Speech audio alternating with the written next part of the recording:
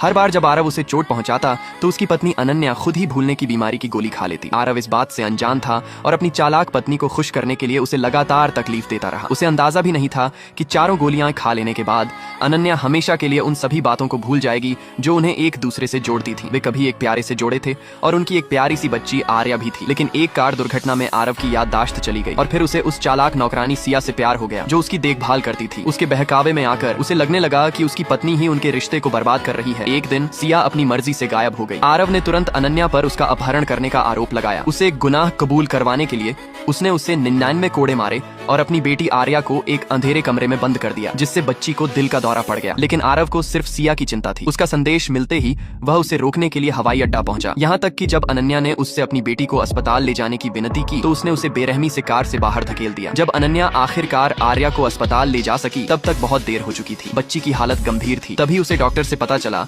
कि आरव की याददाश्त जल्द लौटने वाली है। उसने अपनी दोस्त मीरा से एक नई दवा ली, 4 गोलियों की एक श्रृंखला, जिससे वह आरव की सारी यादें हमेशा के लिए मिटा देगी। उसने एक एक करके उन्हें निगलने और अपनी बेटी के साथ जाने का फैसला किया। मन ही मन उसने सोचा, जिस दिन तुम्हारी याददाश्त लौटेगी और तुम ये सब याद करोगे, तुम्हारे पछतावे का क्या स्वाद होगा मुझे नहीं पता। इसी बीच आरव फिर सिया से मिल रहा था और उसे खूब ध्यान दे रहा था। सिया के कहने पर वह अनन्या को जबरदस्ती घर ले आया। जैसे ही वह अंदर आई उसके सिर पर वार किया गया। किसी को कोई फर्क नहीं पड़ा। उसे तलाक के कागजों पर भी दस्तखत करने के लिए मजबूर किया गया। आरव ने घोषणा की कि उसकी पत्नी की जगह सिर्फ सिया ले सकती है। लेकिन अनन्या के दृढ़ निश्चय ने उसे अचानक विचलित कर दिया। वह उसे जाने नहीं दे पाया। उसने उसे रहने के लिए मजबूर किया और यहाँ तक कि सिया से सगाई भी तय कर दी और यहाँ तक कि उसकी बेटी की जान को भी खतरा बताया। हताश होकर उस रात अनन्या ने पहली गोली निगल ली। उसी शाम उसने आरव को सिया के आगे झुकते हुए पाया। बिना किसी दया के ठुकराए जाने और दिल टूटने के बाद उसने दूसरी गोली निगल ली। अगले दिन जब वह बाहर जा रही थी तो उसे बेहोश कर दिया गया और सिया के साथ एक कार बम में बंद कर दिया गया। सिया ने उसे चुनौती देते हुए पूछा कि वह किसे बचाना चाहेगी। जब आरव पहुंचा तो उसने बिना हिचकिचाहट सिया को चुन लिया, यह कहते हुए कि अनन्या को वही मिल रहा है जिसकी वह हकदार है। टूटी हुई लेकिन अपनी बेटी को याद करते हुए अनन्या ने अपनी पूरी ताकत जुटाई और भागने में कामयाब रही। विस्फोट में सिया गंभीर रूप से घायल हो गई। होश में आते ही